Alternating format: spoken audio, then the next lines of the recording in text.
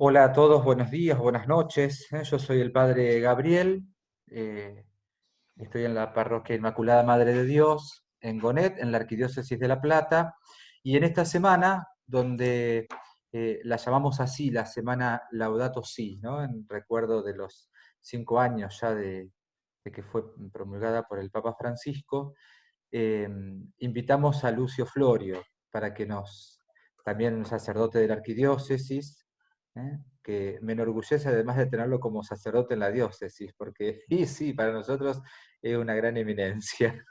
Lucio, les cuento un poco, Lucio es doctor en teología, investigador y docente en la Universidad Católica Argentina, es director de la revista Quarentibus, Teología y Ciencia, director de la Fundación Diálogo entre Ciencia y Religión, miembro de la Sociedad Internacional de Ciencia y Religión, bueno, tiene varios, ¿no?, escritos, algunos libros, así que bueno, un placer, ¿no? Y Lucio, que es muy erudito en este tema, se ha dedicado a estudiar mucho también todo lo que es teología y ecología, ¿no? Este, bueno, nos va a hablar un poquito, ¿no, Lucio? Si te parece, contarnos un poquito qué significa, ¿no?, la Laudato Si en todo este tiempo, cómo se gesta, cuál es la espiritualidad ecológica de la que se habla allí, ¿no?, desde esta mirada franciscana que toma el Papa, ¿no?, desde este gran santo Francisco de Asís. Bueno, te dejo para que nos cuentes, nos ilustres un poco. Muchas gracias, Padre Gabriel. Es un gusto realmente estar aquí y participar de este diálogo. Realmente la Laudato Si, bueno, que ya cumple 5 años, parece mentira. Hay que decir que es un documento, como se presenta, un documento de la doctrina social de la Iglesia, en lo que tradicionalmente se ha concebido como el pensamiento del magisterio sobre la cuestión social. La novedad es que el núcleo del tema no está solo en el ser humano, sino en la relación que tiene el hombre con la naturaleza, que es en las últimas décadas, últimos siglos, se puede decir, cada vez más conflictiva, más problemática.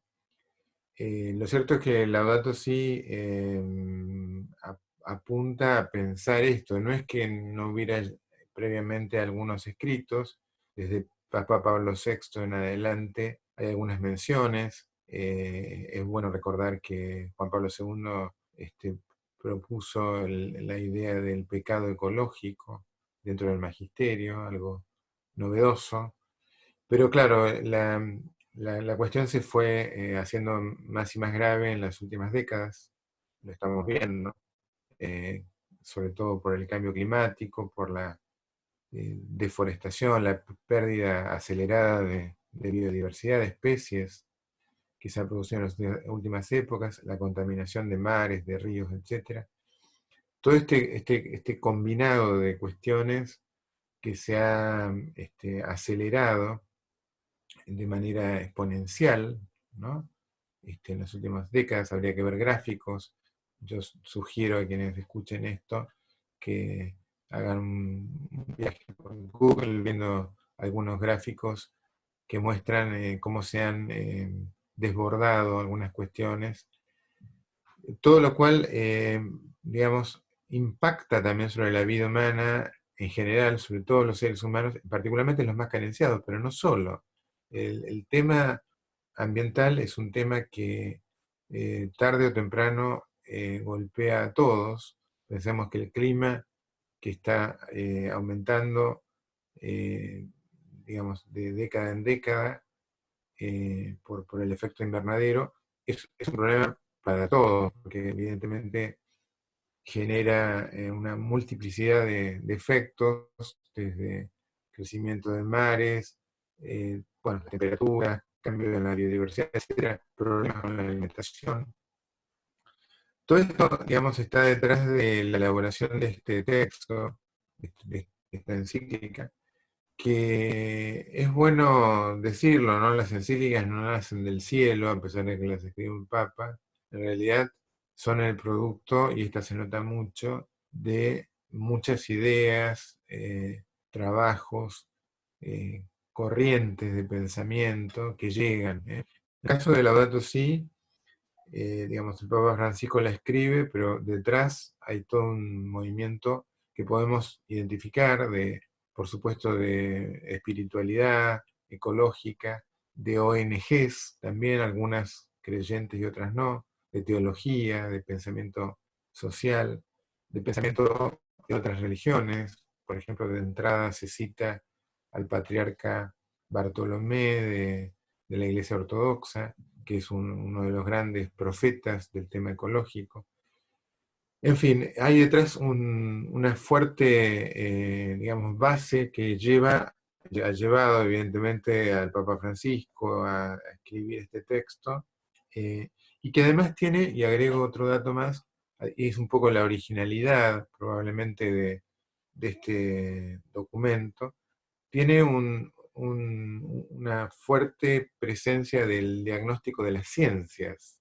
Si uno ve el capítulo primero, que es lo que le está pasando a nuestra casa común, se llama, el diagnóstico de lo que está sucediendo en el planeta, los datos que se vuelcan son los datos de los expertos en clima, los expertos en biología, en zoología, los expertos en cuestiones relativas al agua, a la polución, etcétera. Es decir, datos científicos que permiten tener una idea un poco más clara de lo que realmente está pasando. Porque, y en esto también la encíclica es un buen aporte, en general solemos tener una idea un poco particularizada del lugar donde vivimos, ¿no es cierto?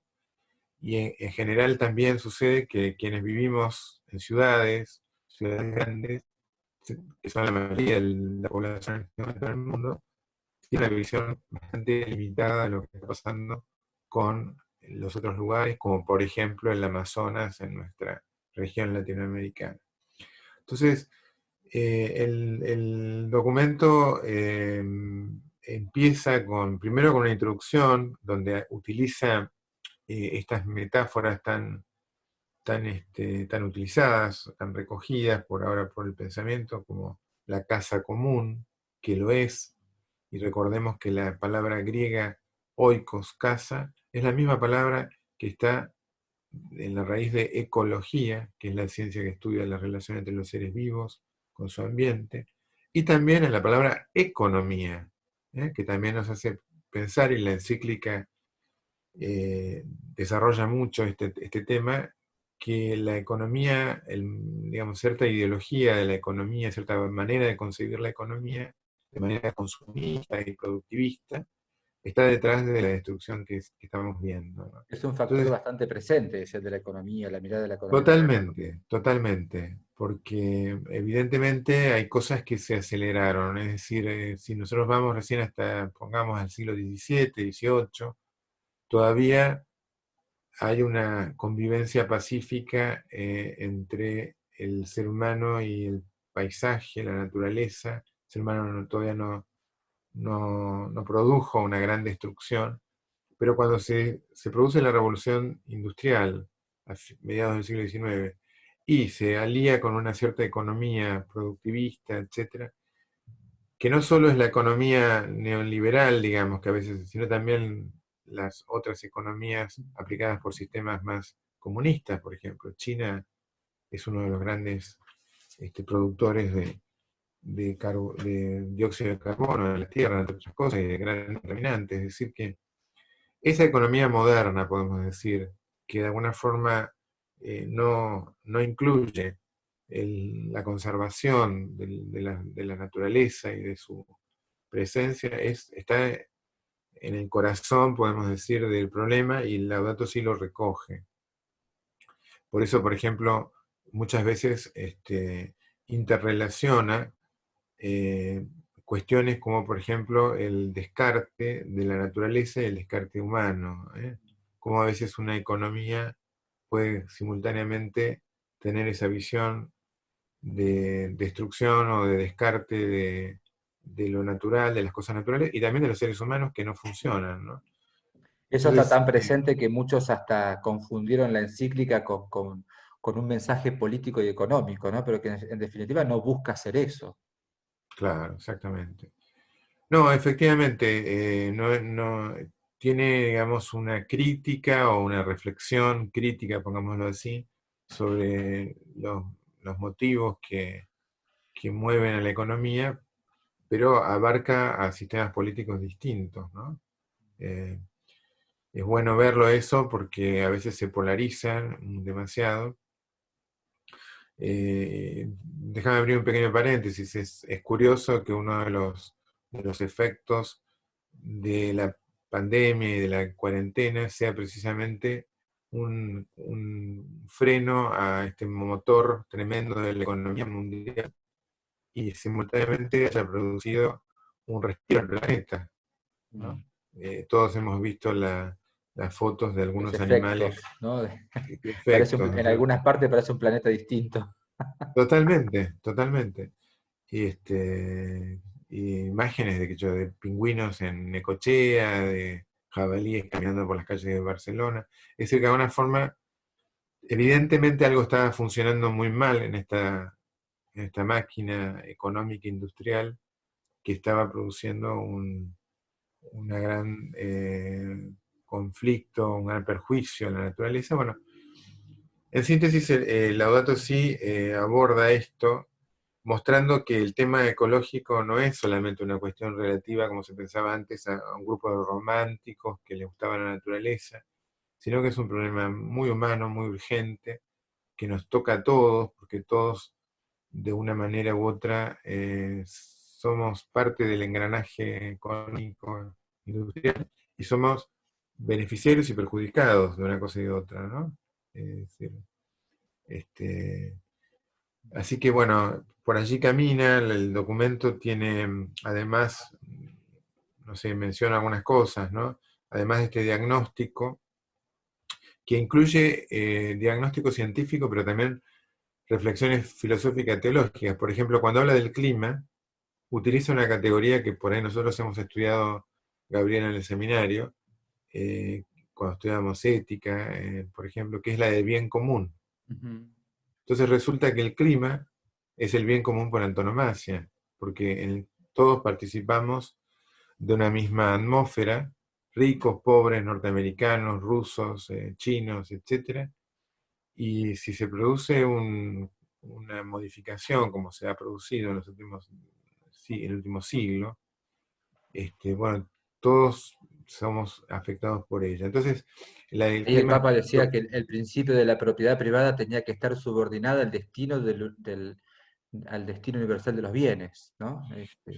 Y bueno, claro, efectivamente, Este bien ahí común. hay sí, efectivamente, la propiedad privada y hoy vemos entonces que no solo la propiedad privada en sí misma, sino el uso que hacemos de ella. Porque a Claro, veces, la propiedad privada ¿no? en tanto al uso de los bienes naturales, ¿no? Efectivamente, efectivamente. Eh, bueno, digamos, la encíclica tiene también un punto, yo voy tomando algunos, nomás son varios capítulos, eh, tiene un punto también sobre la cuestión religiosa.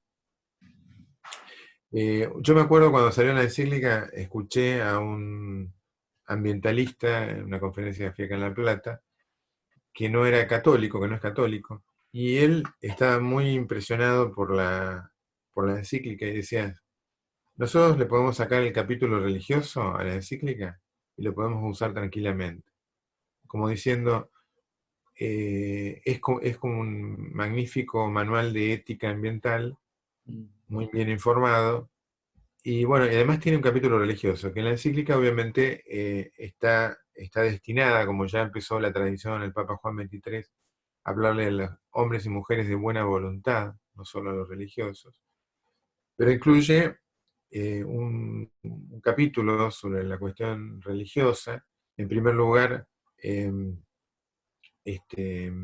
plantea la necesidad, ya que me presentaste un poco el trabajo que hago en ciencia y religión, plantea la necesidad de que ciencia y religión trabajen conjuntamente en este tema, es decir, que no esté, digamos, la visión científica por un lado y la religión por otro lado, en una desconexión que sea infructuosa, sino que en estos temas hay necesidad de una visión integrada, por supuesto cada uno con su autonomía, las ciencias dando respuestas desde sus diversas disciplinas, y la religión desde el sentido y desde la espiritualidad, ¿no es cierto? Pero, bueno, plantea esto y después recorre algunos textos bíblicos que pueden iluminar, pueden orientar la cuestión ambiental. Por ejemplo, hay una mención al Génesis que siempre se lo criticó desde hace ya unas décadas, cuando el ser humano es puesto como señor de la naturaleza con Ujú. una función de dominio. Entonces, Mm. hubo un famoso artículo ya clásico de los años 70 de Lynn White, un historiador que decía, el gran responsable de la crisis ecológica, ¿saben quién es? Dos puntos. La Biblia. ¿Por qué? Porque le metió en la mente del hombre y mujeres occidentales y qué sé yo, la idea de De que que tenían debían que dominar la tierra todo, dominar la de tierra. cualquier manera, exactamente. En cambio, entonces hace la encíclica, recogiendo un poco la exégesis, la teología de las últimas décadas que se han abocado a este tema, desarrolla la cuestión de que el ser humano está llamado a ser administrador, perfeccionador, pero no destructor del planeta. Después va recorriendo textos muy lindos de distintos pasajes del Antiguo Testamento, Salmos, sabiduría, etcétera, hasta llegar al Nuevo Testamento, donde recoge, por ejemplo, algunos elementos que aparecen en los evangelios sinópticos: Dios providente, creador, Dios que se preocupa de los lirios del campo y de los pájaros del cielo, más que lo mismo que del cabello que se cae, que a mí se me ha caído mucho ya. Este, pero digamos, hay una preocupación providencial por la creación, o el prólogo de Juan, que el Hijo de Dios se hizo carne, se hizo parte de la creación. Y también un texto muy, muy significativo para pensarlo, que es el Romanos 8, ahora no me acuerdo exactamente los versículos, 18 por ahí, que habla de la creación, que participa digamos, de la redención, esta llamada a la libertad de los hijos de Dios, gime con dolores de parto, y que es un texto que se puede pensar también, de alguna forma, para iluminar lo que estamos viviendo. El ser humano es responsable directo de la crisis ecológica actual, y de alguna forma hace partícipe en lo negativo a este planeta que sufre, que está herido y que se notan signos preocupantes, digamos, de- de perjuicio, de disolución de algunos procesos. Bueno, así que bueno, digamos, lo que quería decir en este sentido es que el capítulo religioso desarrolla estos temas bíblicos y nos hace ver que hay una espiritualidad bíblica de la ecología, ¿no es cierto? Que deberíamos recoger, ¿no? Y asimilar. Una Eh, espiritualidad bíblica que nos apunta más así como a mirar o aprender a mirar que estamos dentro de la creación más que la miramos desde afuera, digamos, ¿no? efectivamente, efectivamente, ese sería el punto, porque eh, somos parte, y esto lo vemos por la Biblia y por la ciencia. Por la Biblia, por estos textos que decimos, y si vamos a Génesis 1, siempre hablamos del sexto día de la creación del hombre, pero Dios creó, según el Génesis, con ese lenguaje simbólico, ¿no? Ujú. Todo el resto de los seres, y vio que todos eran buenos, y al ser humano lo puso en el conjunto de los seres. Si a este le agregamos datos científicos, que son muy fuertes hoy en día, vemos que el planeta tiene más de 5.000 millones de años, la vida más de 3.000 millones de años, es mucho tiempo. Y en el último fragmento hay un reloj simbólico muy lindo de la historia del planeta en 24 horas, y el ser humano aparece recién casi en los últimos segundos, antes de medianoche. Es decir, que la llegada del ser humano, hace 1.000.000 y pico de años, es muy reciente, y esto es bueno verlo, que para los que somos personas de fe y creemos en el dato bíblico, pero tratamos de pensarlo con la razón, vemos que esta creación evolutiva que Dios hizo, donde puso al ser humano con un lugar especial, obviamente original, sin embargo, está integrado el ser humano dentro de esto, como decía bien Gabriel, está integrado dentro de este maravilloso proceso de la vida, ¿no? No estamos desgajados. Y es bueno pensarlo mucho porque ahora está ya pasado, ¿no? Pero hasta hace unas décadas el tema de la espiritualidad ecológica o de la ecología en general se veía como una cosa limitada a algunos, ya te digo, románticos o naturalistas que se evadían, hippies, diríamos de otra época, o también que descuidaban la centralidad del hombre, ¿no? Decían, hay que preocuparse por el ser humano. Dios vino para redimir al ser humano, sí, es cierto, pero el ser humano y el resto de la creación, junto con él, ¿no? No hay que dividir, hay que integrar en este sentido, ¿no? Como dice la palabra, todo es recapitulado en Cristo, Exactamente, ¿no? Claro. exactamente. Todo es recapitulado en Cristo, todo, todo. Y hay muchos textos muy lindos, ese que mencionás de San Pablo es muy lindo. También podríamos sumarle los del Apocalipsis, o algunos del Evangelio, que se habla de cielos nuevos y tierra nueva, ¿eh? La multitud de seres que hay en el Apocalipsis, alabando al Cordero. En realidad, si uno mira los textos, no separan al ser humano. Por supuesto que lo cualifican, es un tú para Dios, es una realidad con la que Dios entabla un diálogo, Dios se hace hombre, ¿no es cierto? Toma la realidad humana en Cristo, pero no lo separa de... ha habido una tradición teológica que cada tanto vuelve, digamos, de dividir cuerpo y alma, pero bueno, esto es algo que incluso estuvo condenado como herejía desde el principio, ¿no? Los gnósticos, los cátaros, etcétera, ¿no? Maniqueos que separaban, ¿no? La espiritualidad bíblica nos muestra un ser humano integrado con una tarea, ¿no es cierto? Con una misión, pero bueno, todo está llamado, como decís vos, todo está llamado a ser recapitulado, ¿no? Lucio, como para ir cerrando, decime dos o tres puntos, porque esta encíclica ya lleva 5 años, ¿no? En dos o tres puntos, ¿no? Si me podés decir cuáles fueron los efectos concretos desde que se escribió hasta ahora, ¿no? Si vos considerás que hubo efectos concretos, digamos, de la encíclica, ¿no? Bien, sí, yo creo que hubo efectos irregulares, algunos profundos, otros superficiales. Hubo algunos eventos que fueron, digamos, efectos posteriores del Laudato Si, por ejemplo, el sínodo sobre la Amazonía, que se dedicó muy directamente a la cuestión ambiental y a la iglesia dentro de esa cuestión. Hubo iniciativas bastante interesantes, está el Movimiento Católico por el Clima, que tiene una gran llegada. Esta semana también está haciendo varios actos, aquí también en el país. Y después me parece que a nivel eclesial hubo recepciones irregulares. Algunos lugares, algunas diócesis o iglesias locales, lo recibieron más. A veces se suele ver que se recibe mejor en los lugares, en las diócesis donde hay mucha naturaleza o hay Ujú, problemas ambientales serios, ujú, como cuestiones de minería o de deforestación. Entonces ahí se ve más rápidamente el problema, es inmediato.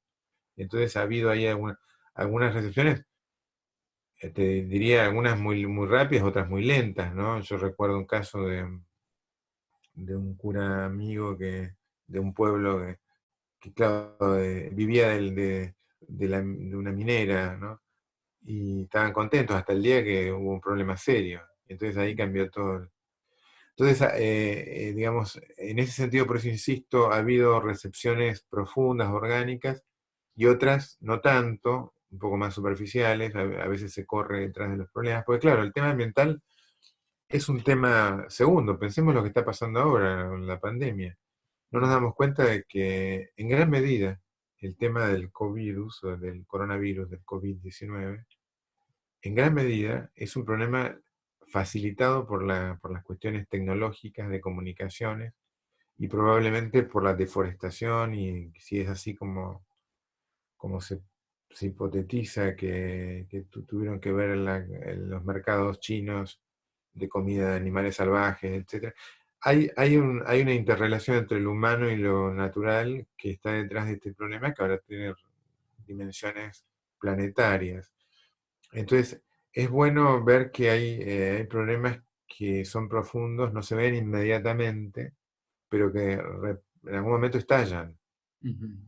Nosotros acá en la Argentina hemos tenido algunos problemas, tenemos algunos problemas. Algunos se ven. Cuando se produjo la inundación en nuestra ciudad, todos nos dimos cuenta de que evidentemente era algo extraño, esa fuerza, esa virulencia de la tormenta, ¿no?